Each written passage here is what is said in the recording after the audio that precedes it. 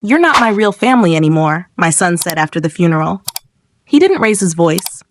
He didn't look angry. He said it the way someone comments on the weather. Flat, final, already decided. We were sitting at the dining table, the same one my husband and I had bought 30 years ago when the kids were still small and everything felt possible. I didn't answer him. I folded my napkin once. Then again, I placed it beside my plate, stood up, and walked out of the room. No arguments, no tears. I went upstairs and closed the bedroom door behind me. "I'm glad you're here. Stay with me until the end and comment the city you're watching from." I'd like to know how far this story travels. The house felt different after that. Not louder, not quieter, just emptied. As if something essential had been removed without disturbing the furniture. My husband's shoes were still by the door, his jacket still hung on the hook, but the air had changed. It had only been 3 days since we buried him. 41 years of marriage, reduced to a folded flag and a stack of sympathy cards on the hallway table. People had hugged me at the cemetery, told me I was strong, told me I'd be taken care of. I nodded and thanked them. I believed them. I believed my son. That night, after everyone left, I went back downstairs. The dishes were still on the table, half eaten, cold. I rinsed each plate carefully, the way I always had.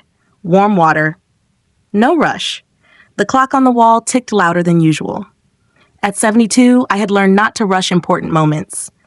The next morning, I woke before sunrise. Old habit. I made coffee for 2 out of instinct, then poured 1 cup down the sink. The mug slipped slightly in my hand, but I steadied it.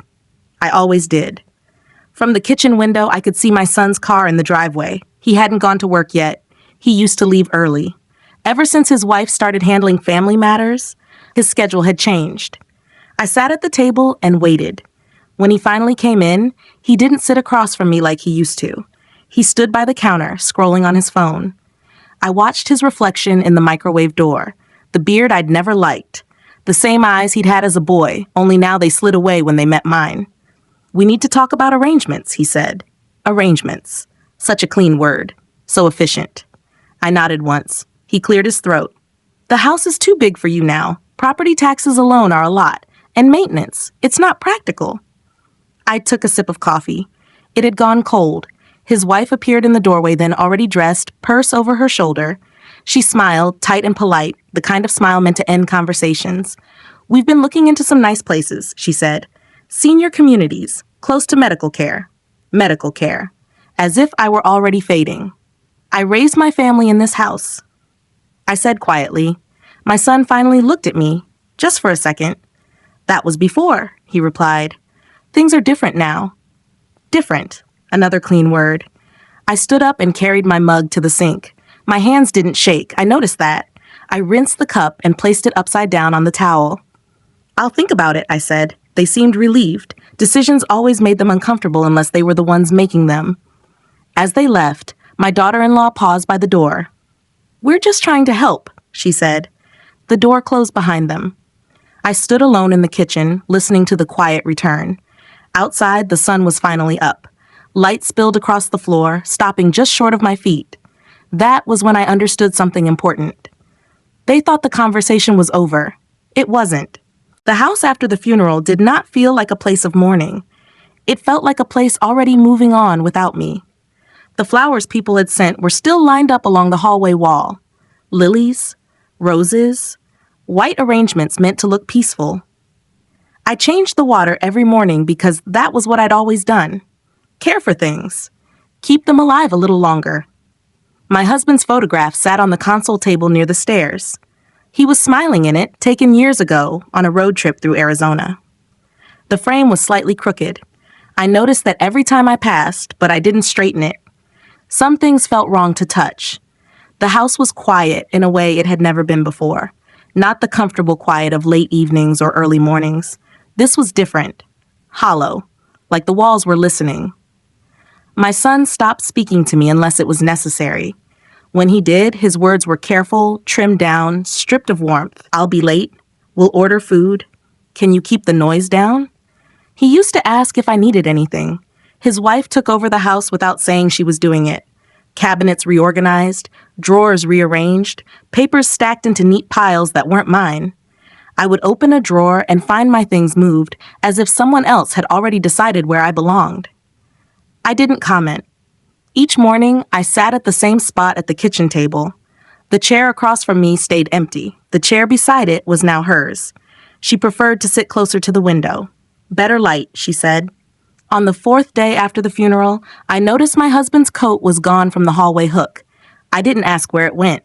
I already knew. Storage, donation, disposal. Decisions made quickly, efficiently, without me.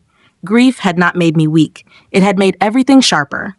At night, I lay awake listening to the sounds of the house.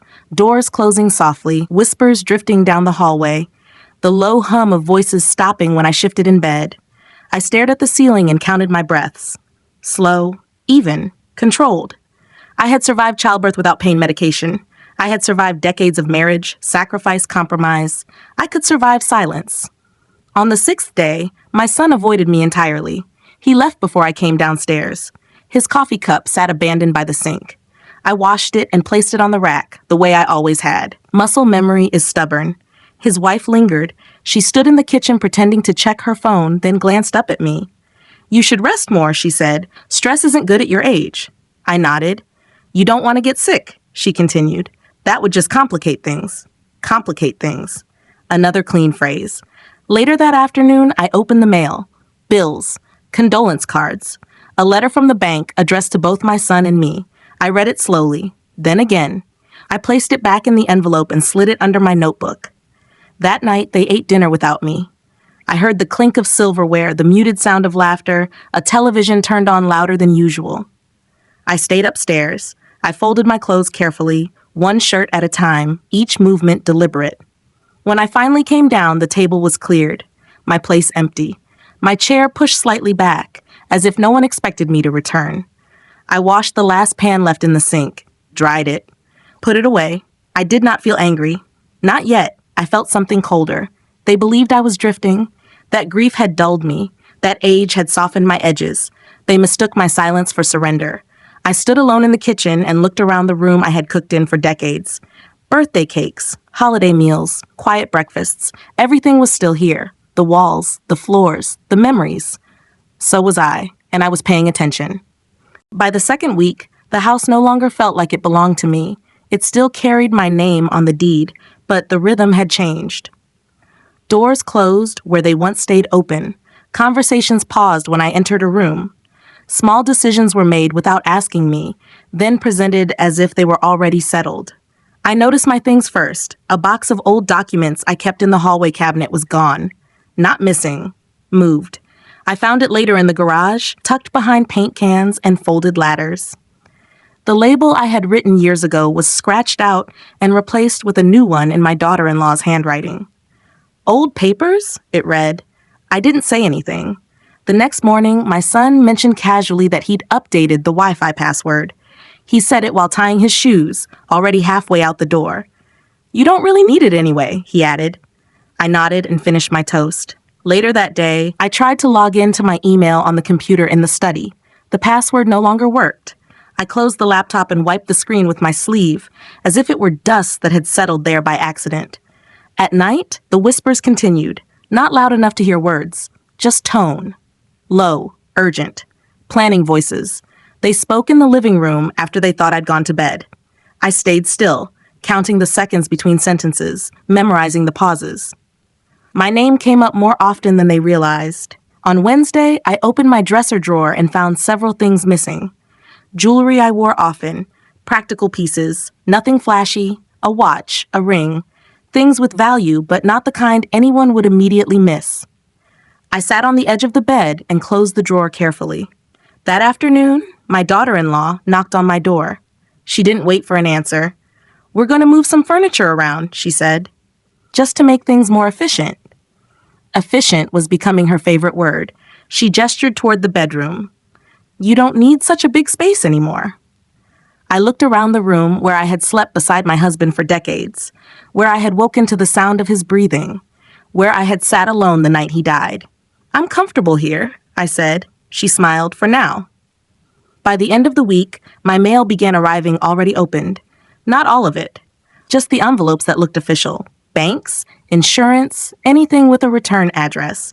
When I mentioned it, my son shrugged. We're just helping you stay organized. Organized? I started keeping my purse with me at all times, even in the house, even when I went to the bathroom. It rested on my lap while I watched television. Old habits from a lifetime of caution returned easily. One evening, I overheard a sentence that didn't stop echoing. She doesn't need to know yet. I was standing at the top of the stairs, unseen. I waited for the rest. There wasn't any. That night, I didn't sleep. I lay in the dark and replayed every interaction from the past 2 weeks. The moved papers, the missing items, the changed passwords, the careful words, the way decisions were framed as favors. I wasn't imagining it. Something was being arranged, slowly, quietly, around me. The next morning, I went into the study while the house was empty. I opened drawers that hadn't been opened in years. I checked folders, I took out a notebook and wrote down everything that felt wrong. Dates, small details, who said what, when. My handwriting was steady. Age had taken some things from me. Speed, strength, the ability to lift heavy boxes without pain. It had not taken my memory. When my son came home that evening, he stood in the doorway and watched me write. "What are you doing?" he asked. "Making notes," I said. He hesitated. "About what?" I looked up at him, really looked. "About my life," I replied. He didn't answer. He just nodded once and walked away. That was when I understood. They weren't waiting for me to agree. They were waiting for me to disappear. That night, I opened in the box I had kept untouched since my husband passed. It was stored on the top shelf of the closet, behind winter coats that still smelled faintly of him. I had avoided it on purpose. Some things deserve time. But time had begun moving without me, and I needed to catch up. Inside were old documents, deeds, insurance policies, notes written in my husband's careful handwriting, the kind he used when something mattered. I sat on the bed and spread everything out slowly. We had talked about these things before he died. Not dramatically, not urgently, just two people who had built a life together and understood that nothing lasts forever. "This house is yours," he had said more than once, "no matter what." I remembered where we were standing when he said it. In the kitchen, late evening, the dishwasher humming in the background. He was leaning against the counter, arms crossed, watching me dry a plate. "You raised our son here," he told me. "You earned this place." I found the paperwork that matched his words, clear, dated, signed, nothing rushed, nothing unclear. My hands didn't tremble as I read. They stayed calm. Focused. What surprised me was how little grief I felt in that moment. Not because I didn't miss him. I did, every hour of every day. But grief had settled into something quieter now, something that left room for thinking. I began to see patterns. My son had changed long before the funeral. Not suddenly. Gradually. Shorter visits. Fewer questions. A distance that grew each time his wife spoke for him. I remembered the first time she corrected me in front of him. A small thing. A detail about his childhood. He had laughed and gone along with her version. I had laughed too. I remembered how often she talked about planning for the future, about simplifying, about not needing so much space. The way her eyes moved through the house as if measuring it. At the time, I thought it was concern. I knew better now. On the back of one document, my husband had written a note, just one sentence. "Make sure she's protected." I folded the paper carefully and placed it back in the box. The next day, I paid attention in a different way. I noticed how my son waited for his wife to speak first before answering me, how he glanced at her before agreeing to anything, how often she used the word "we" when talking about decisions that didn't include me. "We think it's best. We've already looked into it. We don't want you to struggle." Struggle. Another word meant to sound kind. That afternoon, I found my husband's old wallet in a drawer. Empty. The cards removed, the leather worn soft from years of use. I held it for a long moment, then put it back where I found it. I was done looking backward. That evening, I asked my son a simple question. "Do you remember what your father wanted?" He froze. Just for a second. "Of course," he said. "Why?" I watched his face carefully, the way his jaw tightened, the way his eyes flicked away. "I was just wondering," I replied. He nodded too quickly. "He trusted us." That was when I knew. Trust had already been spent. I returned to my room and closed the door. I sat at the desk and added more notes to my notebook. Dates, conversations, words that didn't match actions. I didn't feel betrayed. I felt awake. They believed the past was buried with my husband, that whatever promises were made went with him. They were wrong. I turned off the light and lay down. The house was quiet again, not empty this time, watchful, and so was I. By the end of that week, someone else knew. I hadn't planned it. I hadn't reached out. But life has a way of placing people where they're needed. Her name was Linda. She lived 2 houses down and had known me for nearly 20 years. We used to walk together in the mornings before my knees started acting up. After my husband died, she brought over soup and left it on the porch when she thought I was sleeping. That afternoon, she stopped by unannounced. "I saw a truck outside your house yesterday," she said, standing in the doorway. "Looked like movers." I shook my head. No one told me anything. Her mouth tightened slightly. "That's strange." I invited her in. We sat at the kitchen table, the same one I'd sat at every morning since the funeral. I poured coffee. She didn't add sugar, just like always. We talked about small things at first, the weather, her grandson, the rising cost of groceries. Then she leaned in a little and lowered her voice. "I don't want to overstep," she said, "but I heard your daughter-in-law asking about assisted living places. At the pharmacy." I didn't react. I just wrapped my hands around the mug. "She was asking about waiting lists," Linda continued, "and whether families could move someone quickly, without complications."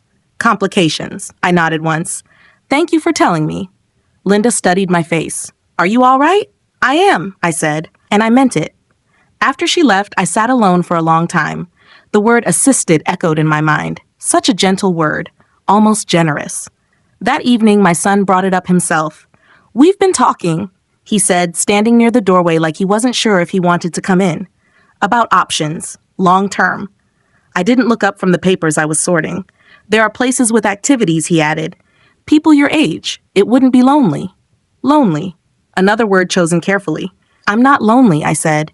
He hesitated. "You will be, eventually." His wife appeared behind him, arms crossed, already nodding. "It's better to plan before things get hard," she said. "Before there's an emergency." Emergency. I stacked the papers neatly. "What kind of emergency?" She smiled. "Anything can happen." I looked at both of them then. Really looked. The way they stood together, aligned, practiced. "I'll think about it," I said. They exchanged a glance, relief again. Later that night, I made a phone call of my own. I hadn't spoken to my husband's old friend Mark in years. He'd been an accountant before retiring. Quiet, precise. He answered on the second ring. "It's me," I said. There was a pause. Then his voice softened. "I was wondering when you'd call." We spoke briefly, carefully. I didn't tell him everything. I didn't need to. He already knew enough. "Bring whatever you have," he said, "and don't tell anyone you're coming." The next morning, I dressed slowly, chose sensible shoes, packed my notebook, slipped a folder into my bag. I told my son I was going for a walk. He didn't ask where. When I returned, a stack of brochures sat on the kitchen counter. Smiling faces, green lawns, words like care, comfort, and peace of mind printed in soft colors. My daughter-in-law had left a sticky note on top. "We just want what's best for you." I picked it up and folded it in half. That night, as I lay in bed, I listened to the house settle, pipes creaking, floorboards shifting, the same sounds I'd heard for decades. Nothing about this house had rejected me. People had. And people I was learning could be dealt with. The next morning, I left the house earlier than usual. The sky was still pale, the kind of quiet hour where no one asks questions. I told my son I was going out for coffee. He nodded without looking up from his phone. Mark's office was small and tidy, tucked behind a row of shops that hadn't changed in decades. He greeted me with a firm handshake and didn't offer condolences. I appreciated that. "You look steady," he said as we sat down. "I feel clear," I replied. I laid my folder on the desk and opened it piece by piece. Deeds, statements, notes in my husband's handwriting. Mark didn't interrupt. He read slowly, carefully, the way he always had. After a while, he leaned back in his chair. "They've been moving faster than they should," he said. I waited. "Some accounts were accessed recently," he continued. "Not illegally, but aggressively. And there are conversations happening that don't include you." "I know," I said. He glanced at me. "You're not surprised?" "No." He slid one document toward me. "This never changed. Your husband made sure of that." I looked at the page. My name stood alone where it mattered. "People assume silence means permission," Mark said. "It doesn't." I closed the folder. I don't want a confrontation. He nodded. Good. Those rarely end cleanly. When I returned home, the house felt restless. My daughter-in-law was on the phone in the living room, pacing. She stopped speaking when she saw me and smiled as if nothing had been happening. We were just talking about you, she said. I set my purse down. I'm sure you were. My son appeared from the hallway. Where were you? For a walk, I replied. He studied my face longer than usual, as if searching for something. He didn't find it. That afternoon, I noticed the brochures were gone from the counter, replaced by a single envelope addressed to my son. I didn't touch it. At dinner, they spoke in careful tones, polite, almost kind. My daughter-in-law asked if I wanted more vegetables. My son offered to clear my plate. I declined both. Later, I went upstairs and locked my door for the first time since the funeral. The lock clicked softly. It sounded final. I took out my notebook and added new entries. Dates. Times. A list of what had been moved, said, suggested, facts, not feelings. That night, I slept deeply. The following day, my son mentioned paperwork. Just some routine things, he said. Nothing you need to worry about. I don't worry, I replied. His wife laughed lightly. That's good. We'll handle it. I folded my napkin and placed it beside my plate. You've been very busy, I said. They both paused. We're trying to help, my son said quickly. I nodded. I know. The truth was, they had grown careless. They spoke more openly now, assuming my agreement, assuming my confusion, assuming time was on their side. They were wrong about that too. That evening, I made copies of everything. I labeled them carefully and placed them somewhere no one else would think to look. I wasn't preparing to leave. I was preparing to stay. And for the first time since my husband died, I felt something close to balance return to my chest. Not peace, readiness. They thought the story was nearing its end. I knew it was only reaching the middle. By the third week, they stopped pretending. The careful tone disappeared first, then the small kindnesses. What remained was efficiency.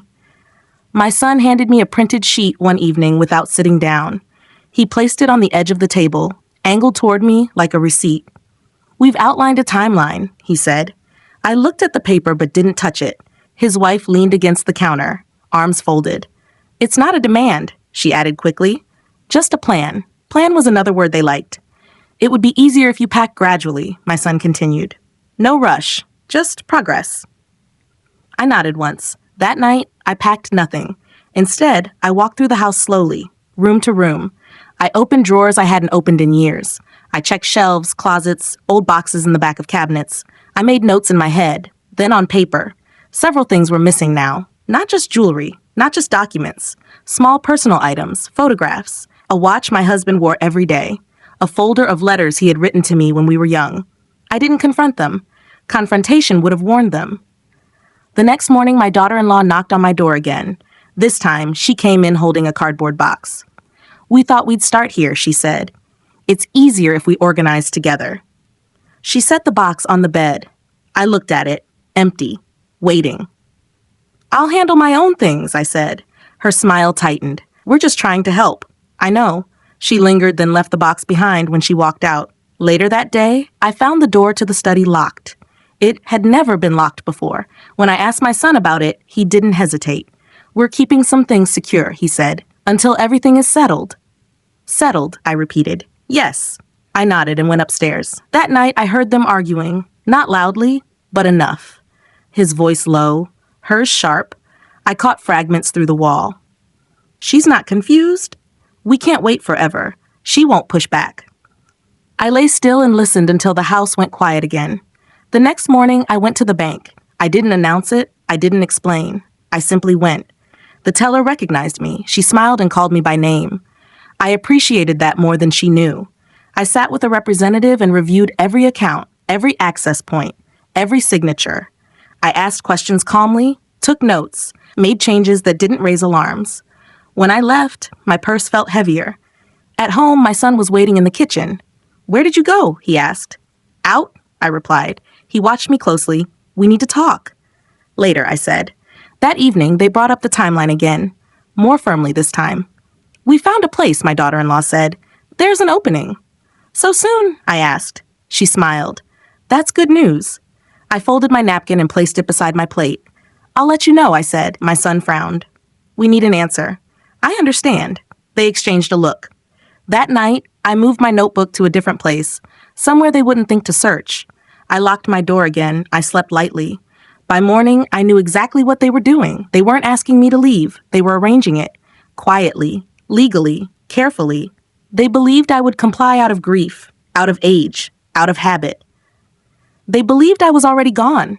I stood at the window and watched the sun rise over the yard I had tended for decades.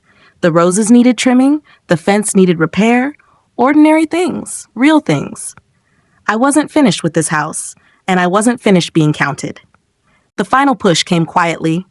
No raised voices, no slammed doors, just decisions made without me, then carried out as if they were inevitable. I returned from the grocery store one afternoon to find my suitcase standing upright in the hallway. It was mine.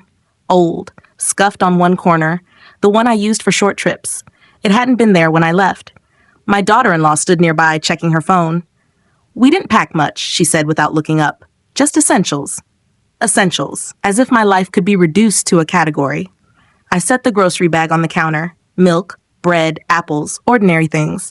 I lined them up carefully, one by one. My son hovered near the stairs. He looked uncomfortable. That was new. "There's a car coming tomorrow," he said. "Just to help with transport." "Transport where?" I asked. He hesitated. His wife answered for him. "The place we showed you. Temporary. Until everything is settled." Settled again. I glanced at the suitcase. It was half zipped. Someone had folded my clothes quickly. Not the way I did it. Not with care. "I didn't agree to this," I said. My son sighed. "Mom, please don't make this harder." Harder, as if this were inconvenient for them. That evening, they ate early, without me. I stayed in my room and listened to the muffled sound of laughter from downstairs. Plates clinking, chairs scraping back. When the house went quiet, I opened the suitcase. Inside were things chosen for me. Practical clothes, no jewelry, none of my personal papers, none of the items that mattered. I closed it and sat on the bed. This was the moment they thought would break me. The next morning, the car arrived. A white van, clean, unmarked. 2 men stepped out, polite and efficient. They spoke to my son, not to me. "Just a few things?" one asked. "That's all," my daughter-in-law replied. I stood at the top of the stairs and watched them take the suitcase. No one asked if I needed help. No one asked if I was ready. I followed them down slowly. The front door stood open. Sunlight spilled across the threshold. I paused there, one hand on the frame, feeling the familiar texture of the wood. "This doesn't have to be dramatic," my daughter-in-law said behind me. I turned and looked at her. "I know," I replied. I stepped outside. The van door closed. The engine started. I watched my house from the driveway as if seeing it for the first time. The porch my husband built, the window I used to wave from, the roses along the fence. My son avoided my eyes. They thought that was the end. They thought removal meant resolution. They were wrong. As the van pulled away, I rested my hands in my lap and breathed slowly. I wasn't panicking. I wasn't afraid. I was alert. Because they had made one mistake. They moved me before they finished what they started. And I had already made sure that nothing important, nothing that truly mattered, was in that suitcase. I watched the house disappear behind us. Not as someone being erased, but as someone stepping back just long enough to return on her own terms. The place they took me to was quiet in a way that felt staged. Clean hallways, soft lighting, smiles that didn't linger. I was given a small room with a single window and a neatly made bed. My suitcase sat at the foot of it, closed, obedient. "This is just temporary," my son said before leaving. He stood in the doorway, already halfway gone. "Until things settle," I nodded. The door closed, not locked, just closed. That night, I didn't unpack. I sat on the edge of the bed and listened. A television murmuring down the hall, footsteps passing, a cart rolling slowly over carpet. Life reduced to background noise. In the morning, I asked to use the phone. The woman at the desk smiled. "Of course." I dialed Mark's number from memory. "They moved me," I said when he answered. "I know," he replied. "I was waiting." We spoke briefly. Precisely. No wasted words. "Today," he said. "Do it today." I hung up and placed the receiver back carefully. After breakfast, I asked for a ride to the bank. I said I needed to handle personal matters. They didn't argue. They rarely do when requests sound reasonable. The bank felt familiar, solid, unmoved by drama. I sat with the same representative as before. She greeted me warmly. I handed over my identification, signed where I needed to sign, made decisions that had been waiting for the right moment. By the time I stood up, things were different. Not loud, not visible, just different. From there, I went to the lawyer's office Mark had recommended. A woman with sharp eyes and a calm voice. She listened without interrupting, read everything, asked questions that mattered. They assumed too much, she said finally. Yes, I replied. They moved ahead without authority. Yes, she nodded once. We'll correct that. I returned to the facility before dinner. The suitcase was still unopened. I left it that way. That evening, my phone rang. My son. Where were you today? He asked. Out, I said. There was a pause. You weren't here all day. No. His voice tightened. You should tell us when you leave. I don't need permission, I replied. Another pause. Longer this time. We're just trying to protect you, he said. I didn't answer. The next morning, the calls started earlier. My daughter-in-law, then my son again. Messages this time. Short, sharp. Call us. This is serious. You went behind our backs. I turned the phone face down and finished my tea. By noon, the tone changed. Confusion replaced certainty. Questions replaced instructions. Did you talk to someone? There's a problem with the accounts. Something's frozen. I remained silent. That afternoon, I packed my suitcase properly. Slowly, carefully. Only what I wanted, what mattered. I checked out at the front desk, thanked the staff, called a car. When I stepped outside, the air felt different. Not lighter, clearer. My phone rang again as I got in. Mom, my son said, breathless. Where are you? On my way home, I replied. That's not possible. It is. He started to say something else. I ended the call. As the car pulled onto the road, I watched the buildings pass. Ordinary streets, ordinary lives, people going where they chose. They thought moving me would make things easier. They thought distance would weaken me.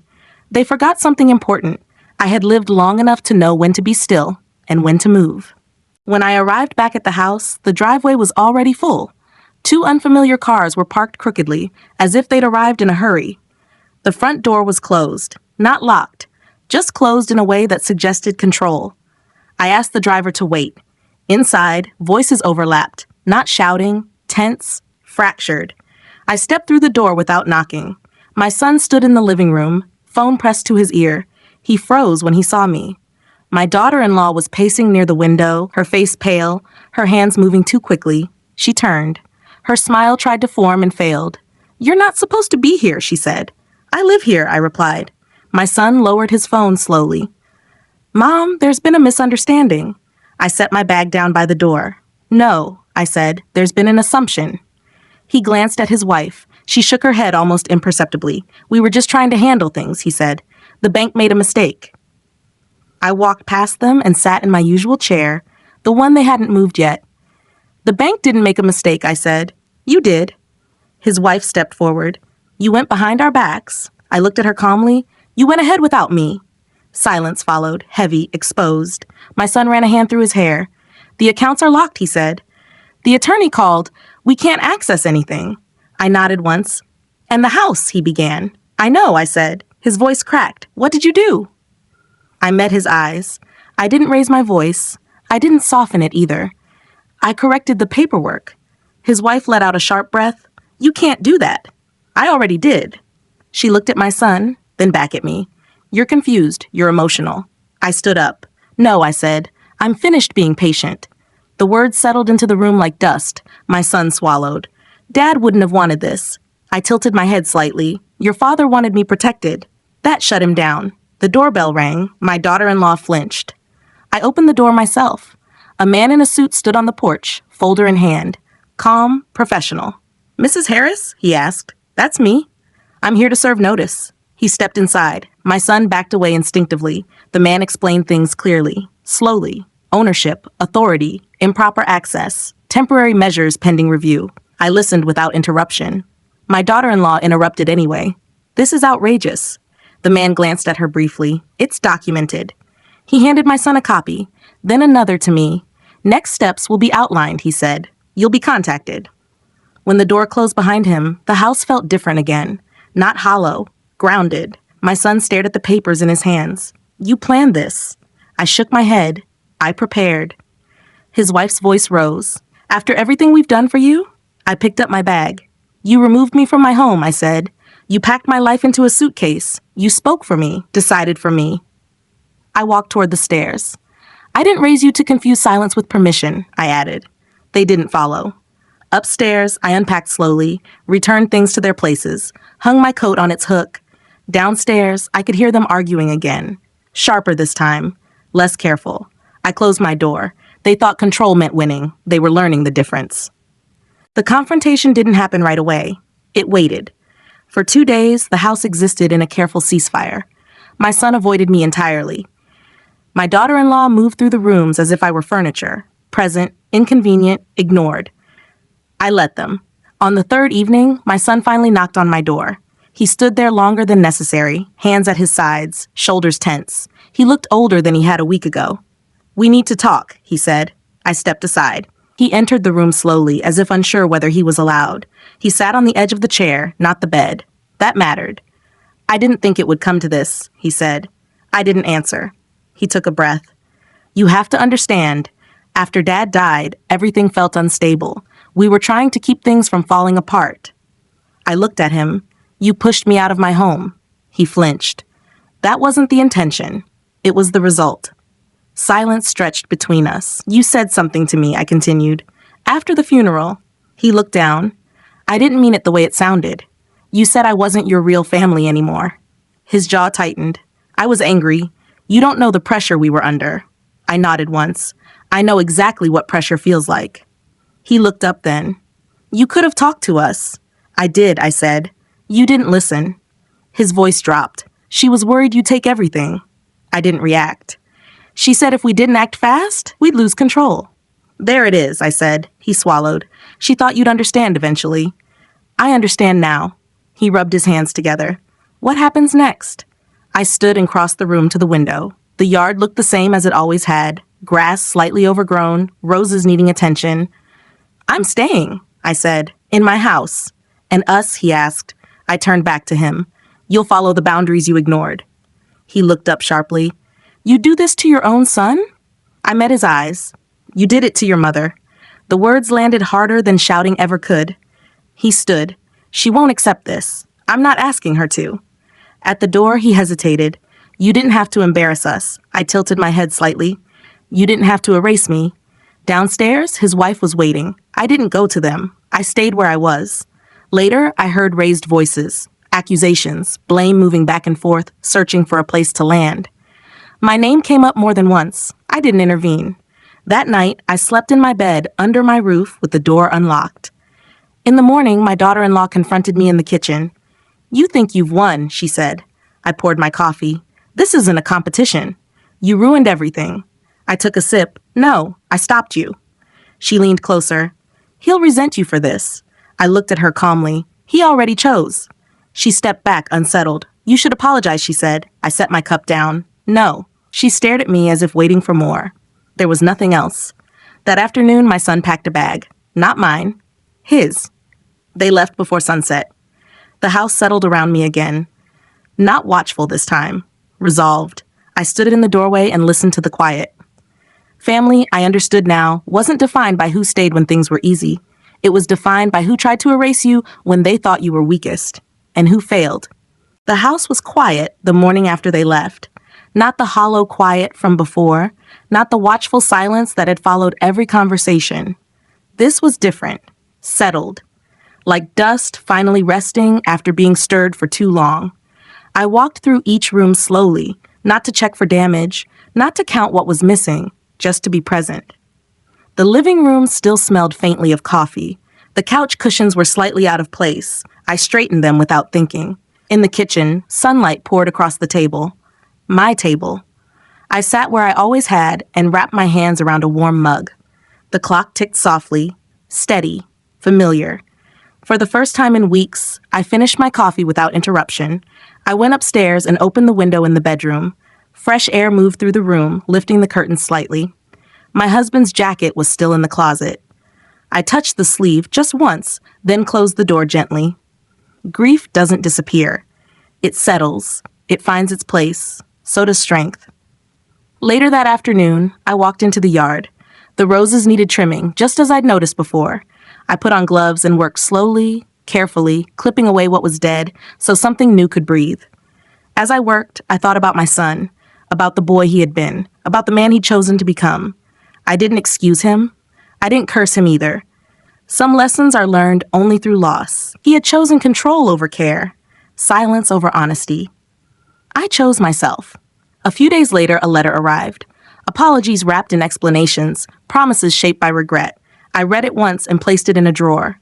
Not hidden, just set aside. Forgiveness, I knew, was not the same as access.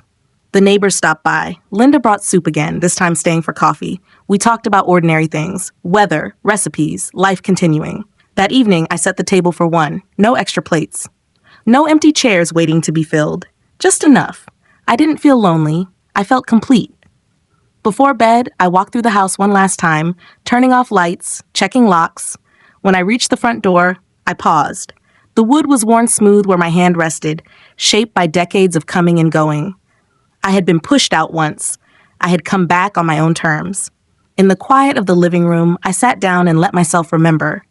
Not the betrayal, not the words that cut, but the life I had built, the love I had given, the resilience that had carried me through every season. Age had taken nothing essential from me. It had taught me when to be patient, and when patience had run its course. As I turned out the last light, I understood something clearly. Family is not who decides for you when you are vulnerable. Family is not who speaks over you or erases you quietly. Family is what remains when you stand your ground and refuse to disappear. That night, I slept deeply, not as someone who had won, but as someone who had finally been seen by herself first.